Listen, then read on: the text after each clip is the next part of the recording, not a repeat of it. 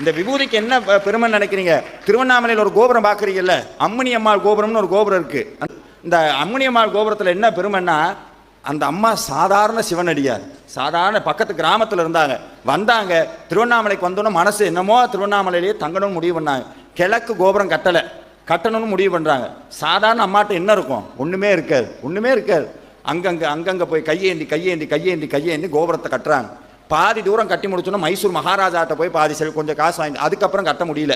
அம்மணி அம்மான்ற ஒரு சாதாரண சிவனடியார் இந்த கோபுரத்தை கட்டும்போது சிவபெருமான் கனவுல போய் சொன்னார், கவலைப்படாத, என் திருநீரை கூடு, கோபுரம் உயரும்னார். வந்த அடியாருக்கெல்லாம் சம்பளம் கிடையாது, விபூதி தான். இன்னைக்கு அப்படி ஒத்துக்குவாங்களா?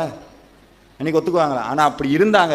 ஏன் இன்ன வரைக்கும் திருவண்ணாமலையில் சிவபெருமான் இருக்கிறாருன்னா காரணம் காசோ பணமோ ராஜா கட்டணம் காட்டியில் ஒவ்வொருத்தரும் உள்ள உயிரை கொடுத்து வச்சிருக்கிறாங்க. உசுரை கொடுத்தாங்க. விபூதி கொடுத்தே கட்டணம் கோபுரம் அம்மணி அம்மாள் கோபுரம், விபூதி கொடுத்தே.